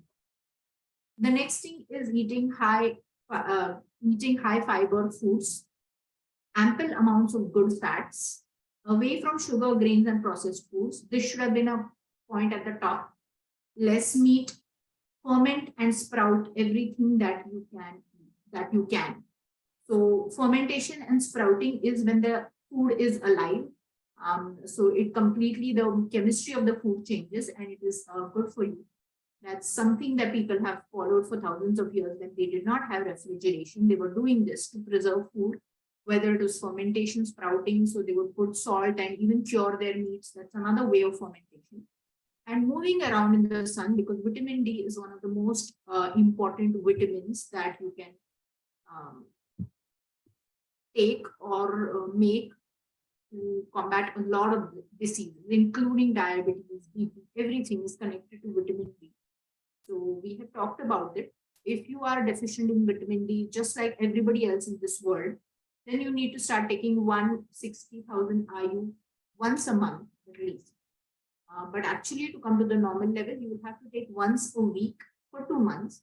and then just once a month. And this is such an easy thing to do, right? You don't have to take it every day. So please do this much. Let's talk a little bit about exercising. There is a lot of research saying that when people exercise extreme, like whether it is marathon runners, whether it is people who lift a lot of weights, it is a highly inflammatory exercise. So not every exercise is good, which is a great news, because people like me who feel extremely guilty looking at these people who are running miles and miles, I feel great when somebody tells me that that's something you shouldn't be doing. And the doctors have found that that should not be done because it increases the inflammation. It's also a very, very extremely repetitive action that is done for a long period of time, which is not natural to human. So a natural activity for a human is to be active throughout the day. Other than when a human has eaten, just like any other animal, like I gave the example for tiger, once it has eaten, it will slow down, it will sit, it will lie down for a couple of days, it won't go on a hunt at all. So that is a natural thing. You want to give your digestive system the time to digest and you want to slow down. But running like that was never done for either hunting or gathering. You could be running away from an animal, and where you would run for a short period of time, you would not run 10 miles. You would run for a short period of time, hide somewhere, do something, and outrun the person or die. That is a natural thing to do. You would bend down, you would sit, you would climb up a tree, you would get a full body workout, which would include stretching, little bit of cardio, like I said, running in small bouts, and something that is an endurance activity, which will keep your heart healthy. You would lift certain things, which is like a weightlifting or, what do you call it? I forgot the word. Suddenly I blanked out. So anyway, whatever, lifting weights. So these are certain things which are natural to us. So you want to do exercises that are natural. If you ever, I don't think anybody who is in this class today believes that you can lose weight by exercising. That's not going to happen. You build muscles and fitness by exercising. You look nicer and look thinner when you lose fat, not water. And how do you lose fat? You have to burn it for energy. Because if you exercise, you will grow muscles, you will use up some of the calories. But if you go through the chart of the exercises, and if you see how many calories you burn through running, you will be shocked that somebody who is who's better at exercising than me correct me here, because I think like a 4 mile per hour speed, if you walk or run, I think in half an hour you can burn a slice of bread, which to me is an extremely strenuous activity. So I would rather just not eat the slice. So my point here is that you can burn, but nowhere as compared to just sipping your mouth. And you cannot undo the damage you're doing by eating bad quality foods. So there is no replacement for diet. If you want to get healthy and if you want to get slimmer, you want to first focus on diet. The reason to focus on exercise is that you want to keep your heart healthy. So if you run a little bit, you walk a little bit, you massage your heart, you give it that, you should run out of breath a little bit a couple of times a week. And that's an activity or an exercise for the heart. The other thing you do is you build muscles. The reason to build muscles is because muscles burn more energy. So if you have more muscles, you will be using up whatever you've eaten much more efficiently. And that's the reason you will see that women have a harder time losing weight as compared to men, because thanks to the testosterone, they have a higher proportion of muscles in their body. And just during their sleep itself, they will burn much more than a woman will burn. And that is a sad reality of life. And a lot of times men don't realize that, or neither do women. And then they will be like, I lost weight. And then women are the ones feeling bad because, evolutionarily too, the world wanted women to be plump and hold on to some fat so that even if there was a famine, they could bear children and they could grow the human race. that is the reason that we hold on to fat much more than men. And technically, it is thanks to the lack of muscles. So women do need to work on building muscles so that their metabolism improves. The other thing is, if you are physically fit, if you have more muscle, you have a better gait, you hold yourself better. And as you get older, higher and higher number of people fall down and they damage their body. A lot of people, you will say, they were doing great till they lost their balance, fell down, and then that is the downfall of their body. That is another reason to build muscles. So fitness, like I said, running a little bit twice a week. You can run not for a very long time, a short run where you become breathless, and then you can walk a little. You want to do a few weights. So as much as you can lift any direction without hurting yourself, you're either doing biceps, triceps, this, that. You want to do some for your legs. So you again. So squats are another good exercise. So you want to do some kind of a weight training for the whole body.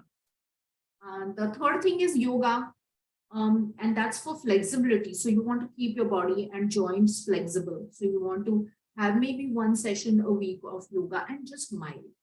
All of these exercises, if you're not a person who loves exercising, just keep 5 minutes a day for yourself, but start off there. If you plan to do like a half an hour or a 1 hour exercise thing, you'll never get there if you're like me. So what I do is whenever I get the time during the day, I'll just exercise a little bit, and I don't call it exercise. I try to walk when I'm working. I try to stand.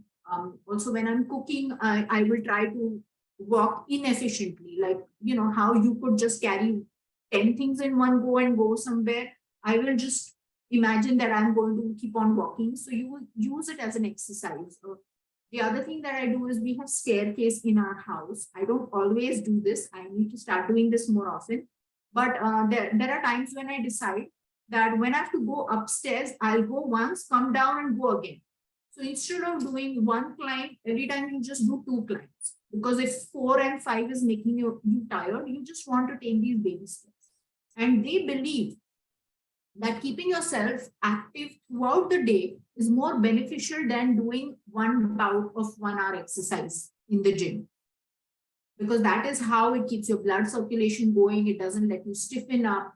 But doing some exercise and then sitting at home the whole day because now you're tired and you're feeling great that you worked out in the morning, that's not ideal. So if you want to choose between the two, it's better to keep yourself active throughout the day. So that is something you want to do. You can do a plank. Plank is another very important exercise. So choose a few important exercises that are working on most of your body in one go.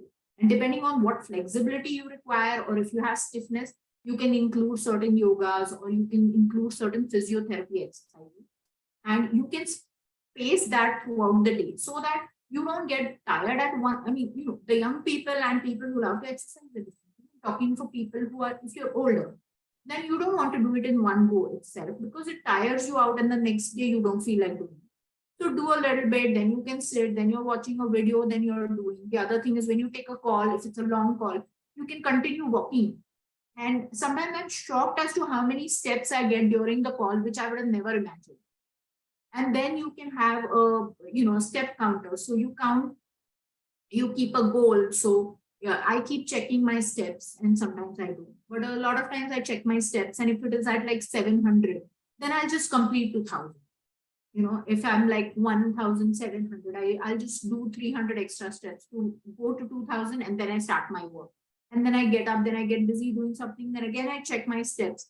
And if I feel like it's an odd number, then I'll just get in a few more steps. And make these tricks for yourself. And mild exercises, just know, are more than enough to keep yourself healthy. The other thing is, I also have this 1 kg weight, so you can keep lighter weights, and you can do a lot more reps because that also sort of gives you like a cardio. Like, of course, you don't, with a weight, don't go so fast that you will lose the alignment and then sprain something in your body. But Doing heavy weights also helps, but you can keep a lighter weight and do more often or more reps. So while working, sometimes I'm watching a video, something informative, I'm reading. I'll just do dumbbells and I do more reps of it, thinking that it's also giving me some heart benefits. When I'm doing work and I'm at a standing, like standing and working, and I'm not typing, I'm just reading something, I'll be in a mild squat, because sometimes going into a deep squat tires me, also can give me knee aches. So I go into mild squat and I'm reading. Sometimes I go in a more of a squat, or you can take the help of a wall and then get into a squat. So don't think of the ideal things to do. Take these baby steps and include them throughout your day. The other thing which has been studied on all people in the blue zones, as we said, our class has gone like too long. Let me see how many people had the patience to be with me. Okay, 8 people. We lost a few people. We'll wrap this up quickly. So a lot of people have studied blue zones where the longest living and the most number of people who are longest living live. They have a good sense of belonging in the community. They have good relations. They sit and eat long meals every day. They drink a little bit of wine. They have many courses of meals because that slows you down.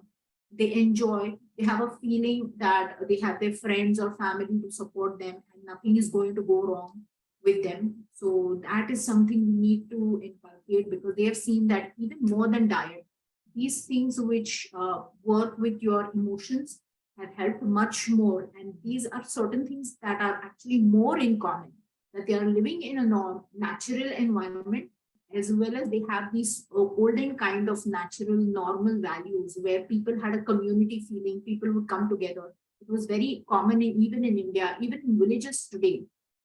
There is a custom where people sit together in the night and they will sit and chat and gossip. They talk about the sky and absence of television, which I've seen because my in-laws live in the village. So although they too have changed their lifestyle now, but that is something that is more common there, and it's very common in the blue zones.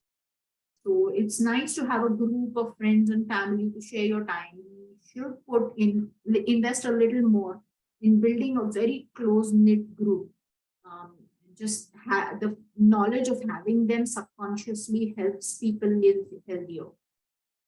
And inculcating the habit of being with yourself or meditation is another thing. So you shouldn't ever feel lonely in your own presence. And when you're sitting quietly, you shouldn't be flooded by too many emotions, feelings, and nothing should bring you down to such an extent. And for that, as I said, meditation can help. I think we've come to the end of our course and this session. I hope you guys have enjoyed it. If anybody has any questions, any comments, let me know. Speak to me.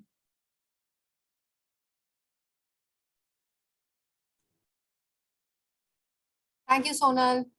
Thank you. Hi, Sonal. Yeah, hi.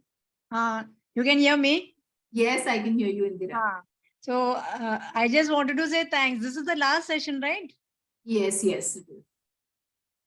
Okay. Wait. I don't know. Can you see me? Yes, I can. And I think this is the first time I'm seeing you. So I'm glad to see you. Yeah. Because I can't see. I don't know what is this thing happening. Okay. Just say I wanted to say thanks. And all your sessions were so good. And I've written all the important points. And I'm trying to inculcate all this in this.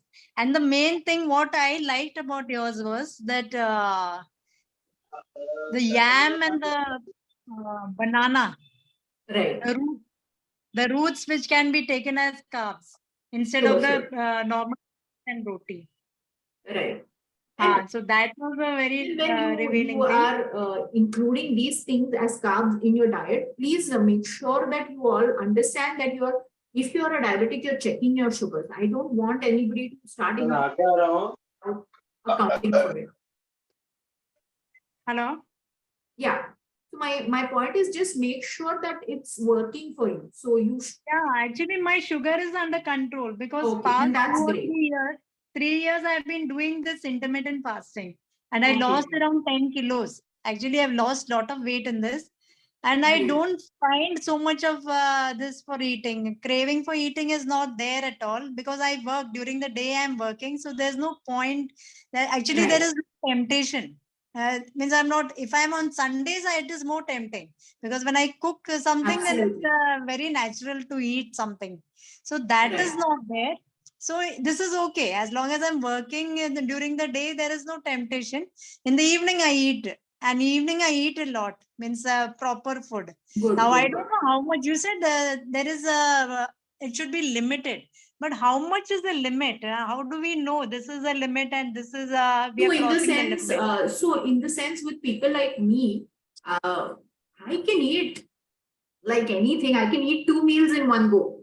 So people like that can start increasing the quantity of the food after some time. Initially, when you're breaking your meals in 3 meals, you have a certain quantity that you're eating. But when you lower the number of meals, slowly you may start including that much in those 2 meals.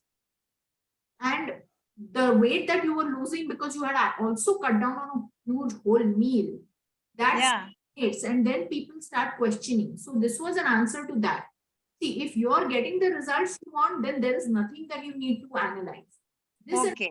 for those people who wonder that, initially it was working for me, but now it is not working, which is also Okay. very common with most diets. But we have to understand that the zeal we have in the beginning changes.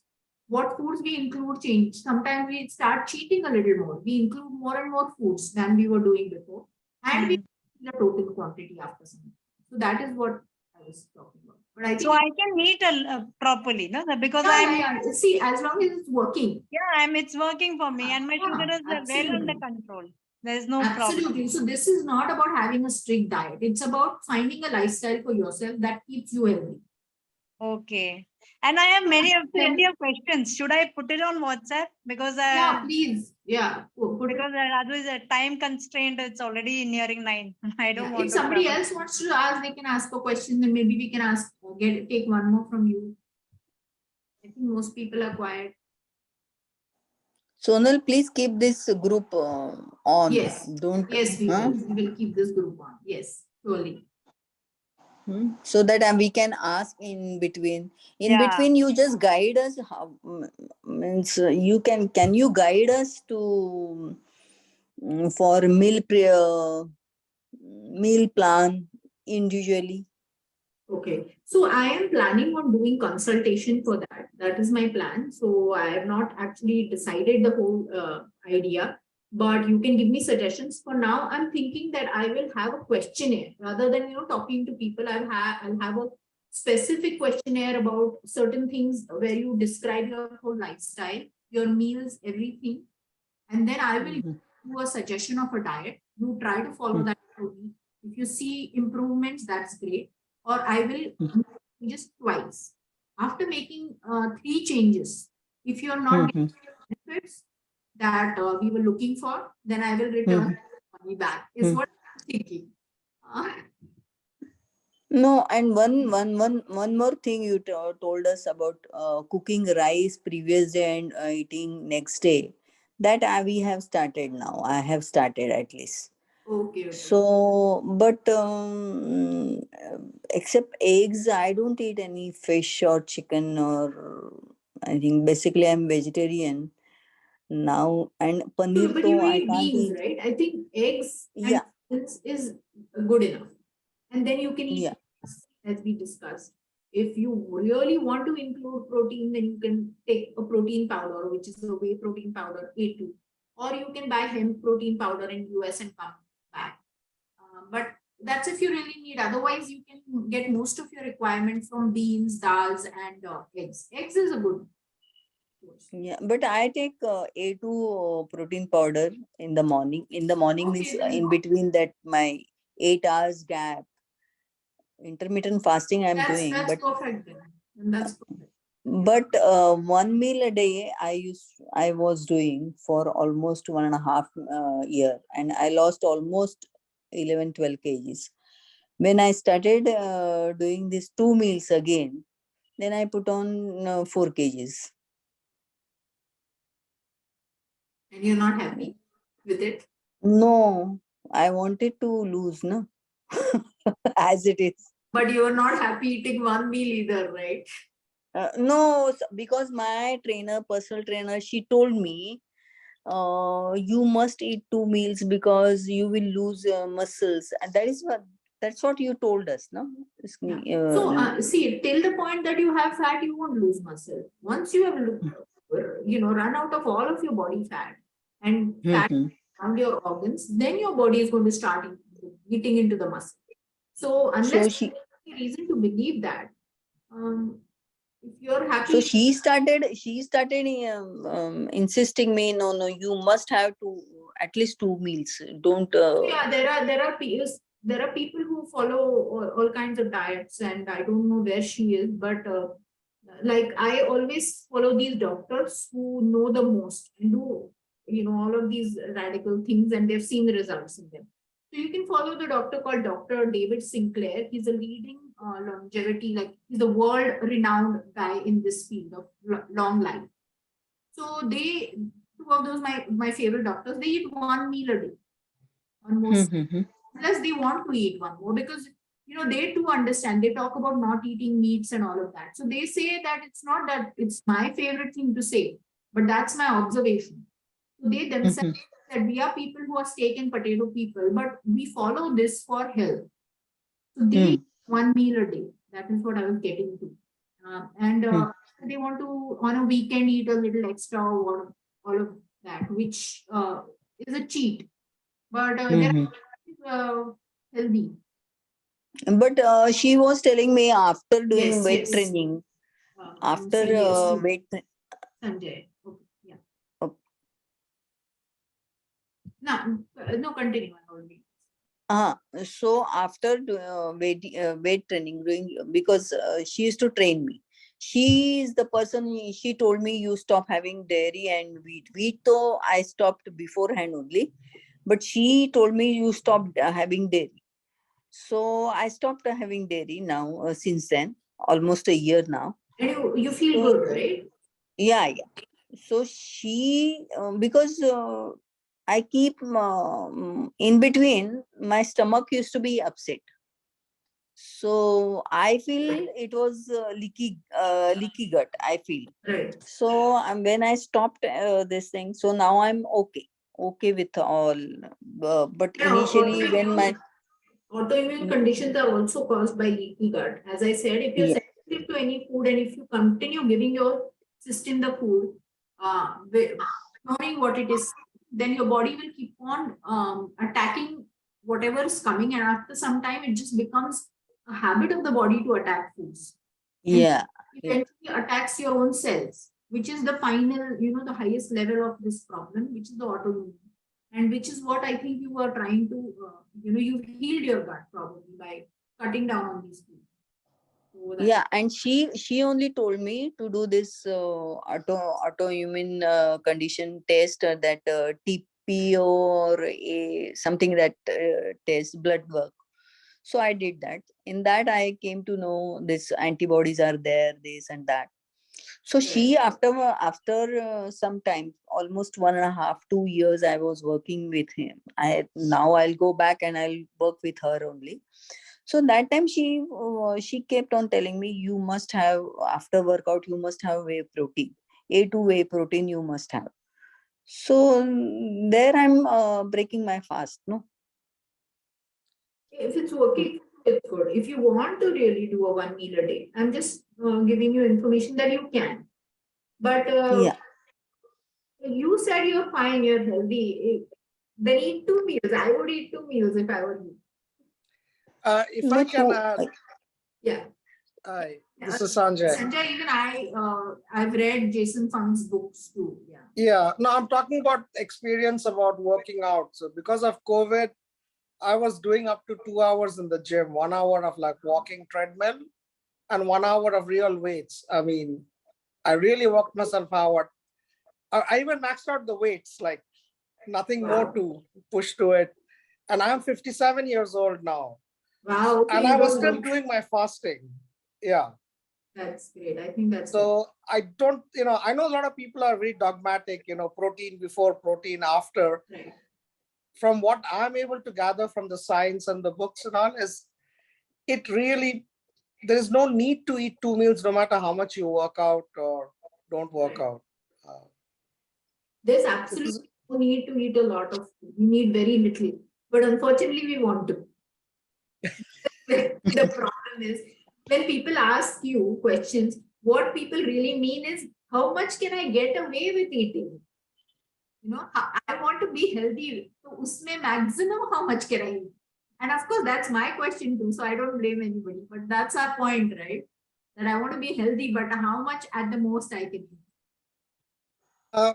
See, I don't have a CGM. I never found any, the continuous glucose thing. So, but I do measure myself. And my blood sugar goes up after I come back from the gym. Yes. Because your body is metabolizing it, you know.